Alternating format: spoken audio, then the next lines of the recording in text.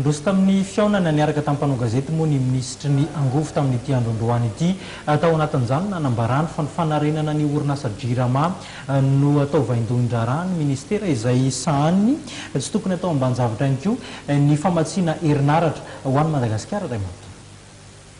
Misy ny lesika samihafa eo amin'ny sehatry ny herinaratra eto Madagasikara fa tokony avela amitan'ny asan'ny tompon'andraikitra isan-karazany raha voalazan'ny ministry ny angovo sy ny akoranafo Andriamatoa Rodolphe Ramanantsoa.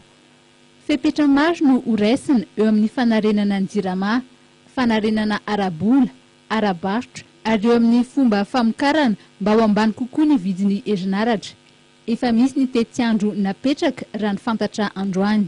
Ny redressement à court terme aloha dia ny fanarenana ny orinasa amin'ny lafiny arabola, dia amin'ny lafiny komersialy, amin'ny lafiny varotra zany, dia amin'ny lafiny mpitantanana ary amin'ny teny français mi stabiliser les coûts de production. Zay ny étape 1.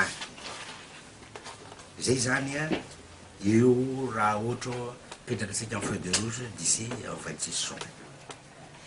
Entre 26 juin sy ny étiage dia manomboka mipoitra ireo le alternative énergétique izay atonga nireo vidiny jiro mba sy greve sody ny compte d'exploitation ny entreprise ary hapidina niveau ny subvention zay tokony ho alefa makany amin'ny JIRAMA. Raha nanontaniana mikasika ireo turbine andrasana avy any La Réunion kosa ny ministry ny angovo dia nilaza fa tsy mahalala ny mahakasika izany.